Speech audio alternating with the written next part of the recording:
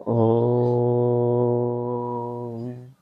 प्रभुनंदकुमारो मे स्वामिनी वृषभानुजा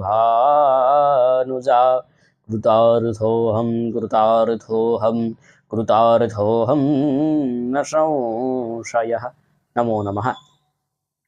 आओ वाला આજે ભીષ્મ સ્તુતિ એટલે ભીષ્મને દાદા ભીષ્મને જેને મુક્તિ આપી છે। આ ઉત્તરાયણનો પવિત્ર કાળ આવી રહ્યો છે।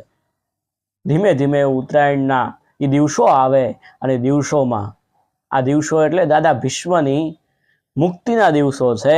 એટલે કે દાદા ભીષ્મ સ્તુતિ ભગવાન ઠાકોરજી પાસે સ્તુતિ કરે છે અને એનો બીજો શ્લોક એમ કહે છે, ત્રિભુવન કમલમ તમાલવર્ણમ રવિકર ગૌરવરામ્બરમ દધાને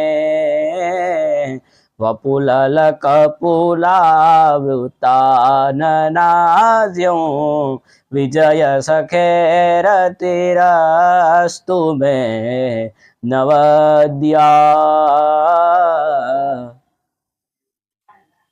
કીધું ત્રિભુવન કમલમ તમાલવર્ણમ, હે ઠાકોરજી તમારા સિવાય કોઈ સુંદર નથી આ જગતમાં। ત્રિભુવન કમલમ તમાલવર્ણમ, તમાલ પત્ર જેવું તમે એવા સુંદર દેખાવ છો। ત્રિભુવન કમલમ તમાલવર્ણમ રવિકર ગૌરવરામ્બરમ દધાને, કે બધું જ ઐશ્વર્ય સુખ તમારે સમર્પિત છે। તમારા કાર્યને લઈ અને બધું તમને હું સમર્પિત કરવા તૈયાર છું। મારો પ્રાણ જ્યારે નીકળે હે ગોવિંદ હે માધવ ત્યારે તમે મારી સામે ઊભા હોવા જોઈએ।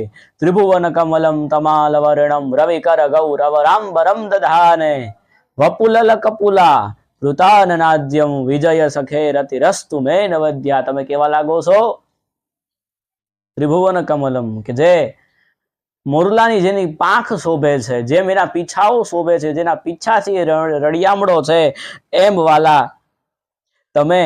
તમારો સ્વભાવ એટલો સારો છે કે તમે એ સ્વભાવથી તમે રળિયામણા છો, એવું આ શ્લોકનો અર્થ બતાવે છે। એ જ ભાવ સાથે જય હિન્દ, ભારત માતા કી જય, હરિઓમ તત્સત, જય દ્વારકાધીશ। વિડીયો પસંદ આવ્યો હોય લાઈક કરજો, શેર કરજો અને ચેનલને સબસ્ક્રાઈબ કરજો। રાધે રાધે, જય દ્વારકાધીશ।